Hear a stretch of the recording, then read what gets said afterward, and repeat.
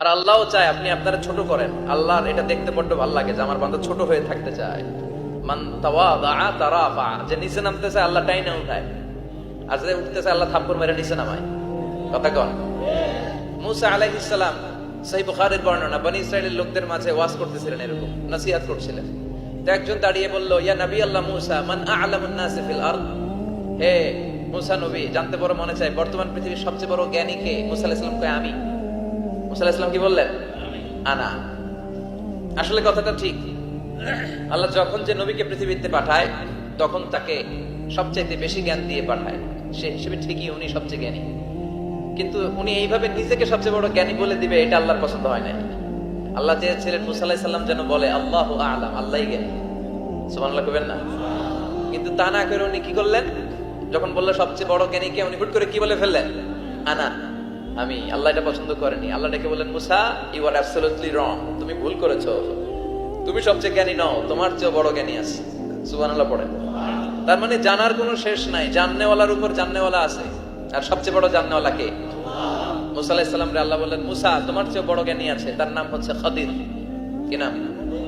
আরো জোরে বলেন, কি নাম? খাদির। উনি কোন জায়গায় বসলে ওখানে ঘাস লতা পাতা যদি শুকনো থাকতো, ওনার বরকতে ওগুলো সবুজ হয়ে যেত, এজন্য ওনার নাম খাদির। কিন্তু আমরা বলি খিজির। আমরা কি বলি? খিজির। আল্লাহ বললেন, ইযহাব ইলা মাজমাইল বাহরাইন, দুই সাগরের মিলন কেন্দ্র, ওখানে যাও, ওখানে যে এমন এক বান্দার সন্ধান পাবা সে তোমার চেয়েও জ্ঞানী। সুবহানাল্লাহ পড়ে। তাহলে আমি সবচেয়ে বড় জ্ঞানী, আমি আল্লামা, এটা বলতে পারে শয়তান। চিল্লা এখন ঠিক কিনা? এজন্য আমরা যেন নিজেকে নিজে সবসময় ছোট করে উপস্থাপন করি, তাহলে আল্লাহর দরবারে আপনি বড় হয়ে যাবেন। কথা বুঝতে পেরেছেন? আল্লাহ আমাদের সবাইকে কথাগুলো বুঝে আর আমল করার তৌফিক দান করুক। আমরা পড়ি আমিন।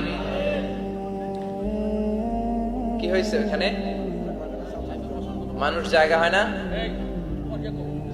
আচ্ছা জি, ভলান্টিয়ার্স যারা আছেন তারা ওই যে কাপড়গুলো খুলে দেন, খুলেই তো দিচ্ছে, তারপরেও জায়গা হচ্ছে না। কি আর করবেন? একটু কষ্ট করে শুনতে হবে। কষ্ট আছে যেখানে, সওয়াব আছে সেখানে। তারা শুনলে বেশি সওয়াব, তো ওনাদেরকে বেশি সওয়াব থেকে বঞ্চিত করবেন কেন? সওয়াব নেই কোনারা, আপনারা সওয়াব নেন, সওয়াব পাবেন ইনশাআল্লাহ। কষ্ট হচ্ছে না তো? এই মাহফিলে একবারে বসে যেতে হয়, টানা হিচড়া আমি করি না। টানা হিচড়া করলে ক্যামেরাওয়ালারা উল্টায় বলবে, এই ক্যামেরাম্যানরা, তারপর একটা বিশৃঙ্খলা সৃষ্টি হবে। এজন্য টানা হিচড়ার দরকার নেই। যে যেখানে আছেন থাকেন। আবহাওয়াটা খুব সুন্দর আবহাওয়া, গরমও না ঠান্ডাও না। কি বলেন? আলহামদুলিল্লাহ বলি। কোনো আওয়াজ হবে না আশেপাশে, এই যে আপনি লাগবে না, থাকেন ওইভাবেই থাকেন। যে যেখানে আছি ওইভাবে থাকি, কোনো আওয়াজ হবে না। আমার সময় খুব কম, একটু পরেই আমাদের প্রধান মুফাসসির চলে আসবে। উনি আসার আগ পর্যন্ত কিছু কথা আমরা শোনার চেষ্টা করি, শিখার চেষ্টা করি। আমরা শিখতে এসেছি, শিখতেই হবে, আপনাকে পড়তেই হবে। কোরআনের প্রথম কথা হচ্ছে পড়ো আর নিজের জীবন গড়ো, ঠিক কিনা? পড়তেই হবে আপনাকে, না পড়ে উপায় নাই। যখন যে অবস্থায় থাকবেন পড়বেন। জীবনে আমি একটা জীবনে আমার একটা কিছু মটো আছে, লক্ষ্য, এটাকে খেয়াল করে আমি চলি। বিষয়টা হচ্ছে এরকম যে আমি কখনো হারি না, আমি হয় জিতি নয় শিখি, এরকম একটা অ্যাটিটিউড রাখবেন। শিখতে আমাকে হবেই, কিন্তু হেরে যাব না আমরা। চিল্লায় বলেন ঠিক কিনা? এবং শিখাটাই আপনাকে মুক্তি দিতে পারে। এজন্যই কোরআনের প্রথম কথা আল্লাহ শিখার ব্যাপারে উদ্বুদ্ধ করেছেন। আল্লাহ বলেছেন, ইকরা বিসমি রাব্বিকাল্লাযী খালাক, read in the name of your lord who has created, বলো তোমার প্রভুর নামে যিনি তোমায় শিখিয়েছেন। এজন্য পড়তে হবে, জানতে হবে। আসেন আমরা সরাসরি মহাবিশ্বের মহাবিশ্বয় মহাগ্রন্থ আল কোরআন থেকে শুনি। উদ্দেশ্য হচ্ছে যে আমরা নিজেদেরকে আলোকিত করব, উই এনলাইটেন আওয়ারসেলফ, ভিতরটাকে আলোকিত করব, আলোকিত মানুষ হব, সাদা মনের মানুষ হব, আল্লাহওয়ালা হব ইনশাআল্লাহ। পড়েন। উদ্দেশ্য যদি ভালো হয়, সওয়াব কামিয়ে আপনি শেষ করতে পারবেন। আর উদ্দেশ্যে যদি ভেজাল থাকে, কোনো লাভ নাই। হাবা মানসুরা, সব শেষ। এগুলারে উঠাইলে, মিজানের পাল্লায় উঠালে কোনো ধরনের ওজন হবে না। আজকের এই তাফসীর মাহফিলে আমরা এসেছি শিখার জন্য আর একজনকে খুশি করার জন্য। তিনি কে? আল্লাহ তুমি কবুল করো। আমি আপনাদের খেদমতে সূরাতু আদ-দুহা তেলাওয়াত করেছি। এই সূরাটা মুখস্থ আছে না অনেকের? কমন একটা সূরা, প্রায় আমরা সালাতে পড়ি, মক্তবেই তো এগুলো শিখে ফেলছি, ঠিক কিনা? এই যে সূরাটা খুব বেশি পড়া হয়, খুব বেশি শোনা হয়, আসলে এই সূরায় আল্লাহ কি শিক্ষা কর্মসূচি আমাদেরকে দিলেন জানার দরকার আছে না নাই? আসেন আজকের এই চমৎকার রজনীতে আমরা সূরাতুদ দুহার আলোকে কিছু কথা শুনি। এটা কোরআনের 30তম পারায় অবস্থিত একটা সূরা। কততম পারা? এটা মাক্কি সূরা। একটু আওয়াজ করে বলবেন, কি সূরা? মাক্কি সূরা। এই সূরার আয়াত সংখ্যা 11টি। কয়টি? 11টি। এটা কোরআনের একটা মোটিভেশনাল সূরা। কি সূরা? মোটিভেশনাল। আমরা প্রায় এই শব্দটা শুনি না, মোটিভেশন মোটিভেশন মোটিভেশন। এই ছেলে কি তোমাদের কি হয়েছে? কথা বলা যাবে না তো, একেবারে চুপ থাকো, যে যেখানে আছো থাকো, কানগুলো খাড়া করো খরগোশের মতো, কোনো আওয়াজ হবে না, একেবারে চুপ। এটা কোরআনের মোটিভেশনাল সূরা, অনুপ্রেরণাদায়ক সূরা। আপনার মন যখন খারাপ তখন এই দুইটা সূরা পড়বেন, দোহাও পড়বেন, সূরাতুল ইনশিরাহও পড়বেন। ইযা ইশতাদ্দাত বিকাল বালওয়া ফাফাক্কির ফি আলাম নাশরাহ ফাইন্নাল উসরা বাইনাল ইউসরাইনি ইযা ফাক্কারতাহু ফাফরাহ। নিরাশ হওয়া যাবে না, হাল ছাড়া যাবে না, ভরসা রাখতে হবে একজনের উপর। চিৎকার করে বলেন, তিনি কে? হতাশ যারা, ফ্রাস্ট্রেটেড আপসেট পিপল, তাদের জন্য, হতাশ ব্যক্তিদের জন্য এই সূরাটা একটা আলোক পত্রিকা, একটা আলোর মশাল। এই সূরাটা বললেই হতাশ ব্যক্তিরা মনে শান্তি পায়, আশা ফিরে পায়, দিক ফিরে পায়, ঠিক কিনা? এই সূরাটা নাজিল হওয়ার একটা ব্যাকগ্রাউন্ড আছে, শুনবেন। বিষ্ণু ঈসা ইসলামের কাছে যখন ওহী নাজিল হতে শুরু করলো, বিষ্ণু ঈসা ইসলাম ওহীর কথাগুলো পৌঁছে দিতে লাগলেন। যাই নাজিল হতো বিষ্ণুনবী পৌঁছে দিতেন, বিশ্বনবী সাহাবাদের কাছে শেয়ার করে দিতেন। যেটাই নাজিল হতো তিনি পৌঁছে দিতেন, যেটাই, কারণ আল্লাহর আদেশ, ইয়া আইয়ুহার রাসূল বাল্লিগ মা উনসিলা ইলাইক। ও নবী, আপনার কাছে আমি ওহী থেকে যা নাজিল করি সব পৌঁছে দেন, একটাও গোপন করা যাবে। আল্লাহর কাছ থেকে বিশ্বনবী যে সমস্ত মেসেজ, ইনফরমেশন, তথ্য, রেভেলেশন ওহী পেয়েছে, একটাও কি বিশ্বনবী গোপন করেছে? সব প্রকাশ করে গিয়েছে, সব শেয়ার করে গিয়েছে। বিশ্বনবী শেয়ার করতে লাগলেন। সকালে যা নাজিল হয় শেয়ার করেন, দুপুরে নাজিল হয় শেয়ার করেন, রাতে নাজিল হয় শেয়ার করেন, শেয়ার করতে লাগলেন। কিন্তু কি অবাক করা কাণ্ড, হঠাৎ করে এই ওহী আসার ধারাবাহিকতা আল্লাহ বন্ধ করে দিলেন। ওহী আর আসে না, আকাশ থেকে নতুন তথ্য আর নামে না। ঘটনা কি? ওহী আসে না কেন? তথ্য আসে না কেন? জিব্রাইল আসে না কেন? কোন বর্ণনা এসেছে 15 দিন, কোন বর্ণনায় 1 মাস, 3 মাস, এমনকি 6 মাস পর্যন্ত বর্ণনা পাওয়া যায় যে বিশ্বনবীর কাছে 6 মাস ওহী আসে নাই। বিশ্বনবী তো অবাক, ঘটনা কি? ওহী নামে না কেন? আর ওহী না আসলে তো বিশ্বনবী শেয়ার করতে পারে না। এতদিন যা আসতো বলে বেড়াতো, এখন আসেও না, বলতেও পারে না। কাফির মুশরিকরা বিশ্বনবীর গালি দিতে শুরু করলো, মুহাম্মদের রব মুহাম্মদরে ভুলে গেছে, মুহাম্মদের আল্লাহ মুহাম্মদরে ছেড়ে দিয়েছে। বিশ্বনবীর চাচি আবু লাহাবের স্ত্রী উম্মে জামিল বলতে শুরু করলো, কি মুহাম্মদ, তোমার শয়তানটা তোমার কাছে আসে না? না, শয়তান দ্বারা তিনি জিব্রাইলকে বুঝিয়েছেন যে তোমার জিব্রাইল তোমার কাছে আসে না। এভাবে সবাই গালমন্দ করতে শুরু করলো যে মুহাম্মদের আল্লাহ মুহাম্মদকে ভুলে গিয়েছে। বিষ্ণু ঈসা ইসলাম নিজেও হতাশ হয়ে গেলেন। কি রে, ওহী আসে না কেন? আমার কোনো ভুল হচ্ছে না তো? আমার কোনো অপরাধ হয়ে গেল না তো? আল্লাহ কি আমার উপর অসন্তুষ্ট হয়েছেন? আল্লাহ কি আসলেই আমারে ভুলে গেছেন? আল্লাহ কি আমাকে ত্যাগ করেছেন? তিনি কি আমার উপর রেগে আছেন? আমরাও মাঝে মাঝে এরকম হতাশ হয়ে পড়ি। এরকম হতাশ লোক আছে না নাই? কি রে, আমার দোয়া কবুল হয় না কেন? আল্লাহ আমার ডাকে সাড়া দেয় না কেন? আমার জীবনে এত দুঃখ কেন? আমার জীবনে তো ভালো কিছু হয় না, খালি সব কষ্ট আমার কেন? এরকম আছে না নাই? এরকম হতাশদের জন্য এই সূরাটা একটা আলোক পত্রিকা, মোটিভেশনাল সূরা। আলহামদুলিল্লাহ পড়েন। বিশ্বনবীকে আল্লাহ আশ্বস্ত করলেন আর এই সূরাটা নাজিল করলেন আর বললেন, ওয়াদ-দুহা, ওয়াদ-দুহা। দুহা মানে আলো, দুহা মানে আলো, প্রভাতের সূর্য কিরণের শপথ। Look up, the sunlight, it's a very beautiful day out there. নবী হতাশ হবেন না, বেরোন, সকালের সূর্যটা কত সুন্দর, কি ঝলঝলে পৃথিবী, ফকফকে আর তকতকে, দেখলেই মনটা ভরে যায়, ঠিক কি না? দুহা, দুহা মানে আলো, আশার আলো, সম্ভাবনার আলো। আমাদের জীবনে আলোর দরকার আছে না নাই? আলো না থাকলে আমরা বাঁচতে পারবো? আলো লাগে বড় ভালো। এই আজকে আলো না থাকলে আমরা দেখা যেত? এজন্য কোরআনকে আল্লাহ আলো বলেছেন। কোরআনকে কি বলেছে? কিতাবুন আনজালনাহু ইলাইকা লিতুখরিজান নাসা মিনাল যুলুমাতি ইলান নূর। Muhammad, I've revealed this holy Quran unto you to lead the mankind out of darkness into the light. অন্ধকার থেকে লাইট, লাইট মানে কি? আলো, আলোর দিকে নেওয়ার জন্য এই কোরআন পাঠিয়েছে। আবার বিশ্বনবীকে আল্লাহ নূর, নূরের সাথে তুলনা করেছেন। আবার বিশ্বনবী আল্লাহর কাছে নূর চাইতেন, বলতেন, আল্লাহ আমার ডানে আলো দাও, আমার বায়ে আলো দাও, আমার সামনে আলো দাও, পিছনে আলো দাও, উপরে আলো দাও, নিচে আলো দাও, আমার দেহে আলো দাও, আমার মাংসপেশির ভিতরে আলো দাও, আমার হাড্ডির ভিতরে আলো দাও, আমার জন্য তুমি আলো দাও। পড়েন আমিন। এজন্য আলো ছাড়া বেঁচে থাকা অসম্ভব। আল্লাহ তাআলা আলোর নামে সূরা দিলেন, সূরাতুদ দুহা, প্রভাতের আলো, প্রভাতের সূর্য কিরণের শপথ, আলোর শপথ। সুবহানাল্লাহ পড়েন। এরপর আল্লাহ বললেন ওয়াল্লাইলি ইযা সাজা, আলোর শপথ, সকাল বেলার সূর্য কিরণের শপথ। দ্বিতীয় আয়াতে আল্লাহ বললেন রাত্রি বেলার শপথ, যখন রাত্রিটা নিঝুম হয় নিস্তব্ধ, নিঝুম আর নিস্তব্ধ রাতের শপথ। তাহলে আল্লাহ আলোর কসম কাটলেন, তারপরে অন্ধকারের কসম কাটলেন, ঠিক কিনা? আলো দ্বারা মূলত আল্লাহ তাআলা ওহীর আগমনকে বুঝিয়েছে, আর অন্ধকার দ্বারা আল্লাহ তাআলা ওহীর অনুপস্থিতি বুঝিয়েছে। এটা দিয়ে আল্লাহ বুঝাতে চাইলেন, ও নবী, কাফির মুশরিকরা আপনারা গালি দেয়, ওরা বলে যে আমি আপনার ভুলে গেছি, আমি আপনার ত্যাগ করেছি, আমি আপনার প্রতি অসন্তুষ্ট। না না, আমি ইচ্ছা করে ওহী পাঠাই না, কারণ সব সময় আলো থাকলে ভালো লাগে না, কিছু সময় অন্ধকারের দরকার আছে না নাই? বুঝে শুনে উত্তর দিয়ে। 24 ঘন্টা আলো, 365 দিন খালি আলো আলো আরো আলো। যদি সূর্যের আলো সব সময় থাকে 365 দিন, ভালো লাগবে? রাতে ঘুমাবেন কেমন? আবার সব সময় ঘুটঘুটে অন্ধকার, আলো নাই, ভালো লাগে?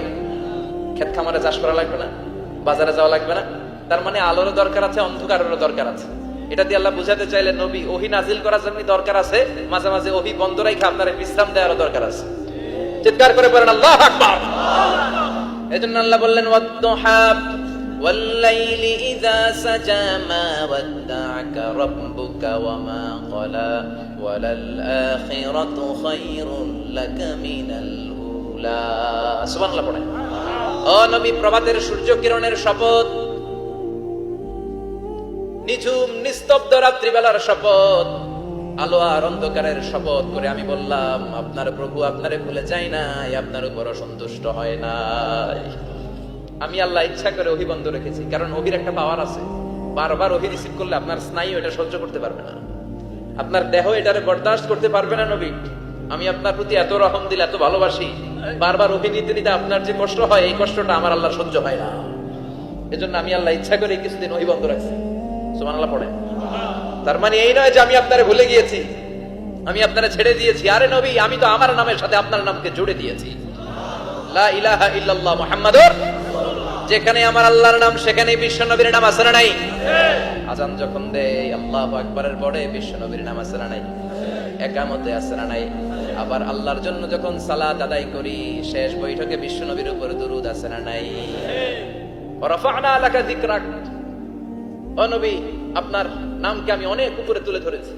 আমার নাম যেখানে, আপনার নাম ওইখানে, গোটা বিশ্বব্যাপী আপনার নাম ছড়ায় যাবে। ওরা আপনারে গালি দেয় কবি বলে, ওরা গালি দেয় গণক বলে, ওরা বলে আপনি আফতার, লেস কাটা। আসলে যারা আপনারে গালি দেয় ওরাই লেস কাটা। ওরা আপনারে বলে আপনি নির্বংশ, আপনার ছেলেগুলো বেঁচে নাই, মেয়ে বেঁচে আছে, আপনার নাম নেয়ার কেউ থাকবে না। ওই আবু জাহেল, উতবা, সাইবা, ওদের নাম নেয়ার কেউ থাকবে না। আপনি লেস কাটা নন, আপনি নির্বংশ নন। ইন্না শানিয়াকা, চিল্লায় বলেন ইন্না শানিয়াকা। যারা আপনারা গালি দেয়, যারা আপনারা নিয়ে কটু কথা বলে, ওরাই লেস কাটা, ওরাই নির্বংশ। ওদের বংশকে আমি আল্লাহই নির্বংশ করে ছাড়ি। চিল্লায় বলেন ঠিক কিনা? ও নবী, মা ওয়াদ্দা'আকা রাব্বুকা ওয়া মা ক্বালা, আপনার রব আপনারে পরিত্যাগ করে নাই, আপনারে ভুলে যায় নাই, আপনারে ছেড়ে দেয় নাই। আপনার রব ইচ্ছা করেই ওহী নাজিল বন্ধ করে রেখেছে। আমি ইচ্ছা করেই আপনারে প্রেসার দিতে চাই নাই গো নবী, কারণ ওহী রিসিভ করা অনেক কঠিন। এটা আস্তে আস্তে আপনি অভ্যস্ত হবেন। সুবহানাল্লাহ পড়ে। ওহীর একটা পাওয়ার আছে না নাই? আমরা তো কি মজায় মজায় কোরআন পাইছি। এই যে কি সুন্দর কোরআন নিয়ে বসে পড়ি, তাফসীর করি, কি মজার কোরআন। এই কোরআনটা রিসিভ করতে যে বিশ্বনবীর কত কষ্ট হয়েছে। এই কোরআনকে আল্লাহ বলেছেন এটা কাউলান সাকিলা, very heavy and weighty word, এটা অনেক ওজনওয়ালা কথা। ইন্না সানুলকি আলাইকা কাউলান, এটার অনেক ওজন। এই কোরআনটা যদি পাহাড়ের উপরে নাজিল করা হতো, পাহাড়গুলো দুমড়ে মুচড়ে ভেঙে টুকরো টুকরো হয়ে খান খান হয়ে যেত, ঠিক কি না? এত কঠিন বানিয়ে এটা। ও নবী, আমি আলোর সাথে ওহীর মিল ঘটিয়েছি, আলো দিয়ে ওহীকে বুঝিয়েছি। সূর্যের যেমনি কিরণ আছে, তেজ আছে, এই ওহীরও একটা তেজ আছে। এই তেজ, এই কিরণ আপনি সব সময় সহ্য করতে পারবেন না। এজন্য আমি ইচ্ছা করে কিছুদিন ওহী নাজিল করা বন্ধ করে রেখেছি। সুবহানাল্লাহ পড়েন। ইচ্ছে করে আমি নাজিল করি নাই। সব সময় নাজিল হলে আপনার ভালো লাগতো না। বুখারীর বর্ণনা, আয়েশা বলতেন শীতের রাতে, কনকনে মাঘ মাসের শীতের রাতে যখন বিশ্বনবীর উপর কোরআনের আয়াত নাজিল হতো, বিশ্বনবী ঘেমে ঘেমে একাকার হয়ে যেতে, হাত্তা লা ইয়াতাফাসাদু জাবিনুহু আরাকান, বিশ্বনবীর দাড়ি আর থুতনি বেয়ে ঝরঝর করে পানি পড়তো। আমরা কম্বল গায়ে দিয়ে থাকি আর বিশ্বনবী ঘামে। সুবহানাল্লাহ কইবেন না? এটা কওলান সাকিলা, অনেক ওজনওয়ালা কথা। আবার বিশ্বনবী যখন ওটের উপরে বসে থাকা অবস্থায় কোরআনের আয়াত নাজিল হতো, ওটের বুকটা মুহূর্তের মধ্যে বালুর মধ্যে, জমিনের মধ্যে লেগে যেত। ঘোড়ায় চড়া অবস্থায় বিশ্বনবীর কাছে যখন কোরআন নাজিল হতো, ঘোড়ার পা গুলো মরুভূমির বালুতে দেবে যেত।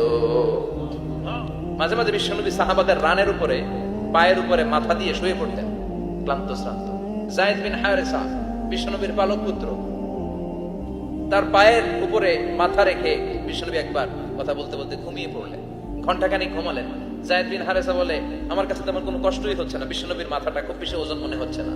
ঘন্টাখানিক পর বিশ্বনবীর চোখ খুললেন, আর খোলা মাত্রই ওনার উপর ওহী কোরআনের আয়াত নাজিল করতে শুরু করলো। কে? যায়েদ বিন হারেসা বলে, যখনই কোরআনের আয়াত নাজিল হতে শুরু করলো, আমার মনে হচ্ছে বিশ্বনবীর মাথাটা 50-60 কেজি ওজন বেড়ে গিয়েছে। বিশ্বনবীর মাথার ওজনে আমার পায়ের রান ফেটে যাবে, আমার পায়ের হাড্ডি ফেটে যাবে, আমার পাটা ভেঙে খান খান হয়ে যাবে মনে হচ্ছিল। তার মানে কোরআনের আয়াত যখন নাজিল হয়, বিশ্বনবীর উপর একটা প্রেসার আছে না নাই? এজন্য আল্লাহ বললেন, নবী আমি আপনার ভুলে যাই নাই। কাফেররা যেমনি আপনার গালি দেয় যে আমি আপনার ভুলে গিয়েছি, আপনার উপর আমি অসন্তুষ্ট, নেভার, অসম্ভব। আমি আপনার উপর কখনো অসন্তুষ্ট নই, বরং আমি ইচ্ছা করি আপনার উপর থেকে প্রেসার কমিয়ে দেওয়ার জন্য কয়েকদিন ইচ্ছা করে আপনার ছুটিতে রাখছি। সুবহানাল্লাহ পড়েন, যাতে করে আবার এনার্জি গায়ে নেওয়ার পরে নতুন করে কোরআনের আয়াত রিসিভ করার জন্য আপনি সক্ষম হন। চিল্লায় পড়তে হবে আল্লাহু আকবার। এজন্য আল্লাহ বললেন, ওয়াদ-দুহা ওয়াল-লাইলি ইযা সাজা মা ওয়াদ্দা'আকা রাব্বুকা ওয়া মা ক্বালা ওয়ালাল আখিরাতু খায়রুল লাকা মিনাল উলা। এরপর আল্লাহ বললেন, নবী ওয়ালাল আখিরাতু খায়রুল লাকা মিনাল উলা, and verily indeed the hereafter is far better for you than this dunya. এই দুনিয়ার চেয়ে আপনার জন্য আখিরাতটা অনেক দামি। খায়রুল লাকা মিনাল উলা, এই দুনিয়ার চেয়ে আখিরাতটা অনেক শ্রেষ্ঠ। এতে আল্লাহ বললেন দুনিয়ার চেয়ে আখিরাত শ্রেষ্ঠ, আর এক আয়াতে আল্লাহ বললেন দুনিয়ার চেয়ে আখিরাত হলো স্থায়ী। ঠিক কি না? বাল তু'থিরুনাল হায়াতাদ দুনিয়া ওয়াল আখিরাতু খায়রুন ওয়া আবাকা। তোমরা দুনিয়ার জীবন নিয়ে পাগল পাড়া হয়ে থাকো, আল্লাহ বললেন দুনিয়ার জীবনের চাইতে আখিরাতের জীবন শ্রেষ্ঠ এবং স্থায়ী। ঠিক কি না? কার কথা? দুনিয়া স্থায়ী না আখিরাত স্থায়ী? দুনিয়া শ্রেষ্ঠ না আখিরাত শ্রেষ্ঠ? কিন্তু আমরা কোনটার পিছনে দৌড়াই?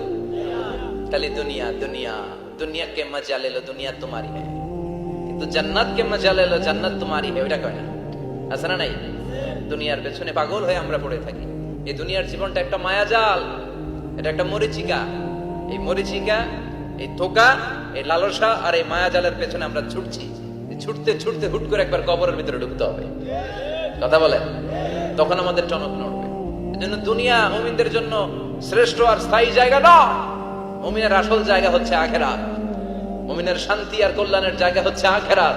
জান্নাত হচ্ছে মুমিনের শেষ ঠিকানা। চিৎকার করে বলেন ঠিক কি না? সেটাই বিশ্বনবী বললেন, নবী কাফির মুশরিকদের কথা আপনি কান দিবেন না, ওদের কথায় হতাশ হবেন না, নিরাশ হবেন না, হাল ছাড়বেন না, ভরসা রাখবেন কার উপর? কারণ ওয়ালাল আখিরাতু খায়রুল লাকা মিনাল উলা, এই দুনিয়ার জীবন ক্ষণস্থায়ী জীবন, চিরকালীন জীবন হলো আখিরাত। নবীরে কিভাবে আশ্বাস দিতেছে দেখছেন? অ্যাসিউরেন্স করতেছে, কনফার্মেশন। এই সূরাটা যে শান্তির সূরা, মোটিভেশনের সূরা, অনুপ্রেরণার সূরা, ইন্সপাইরেশন যে জায়গায়, প্রতিটা আয়াতে আপনি ইন্সপাইরেশন পাবেন। তো প্রতিটা আয়াতে আপনি উজ্জীবিত হবেন।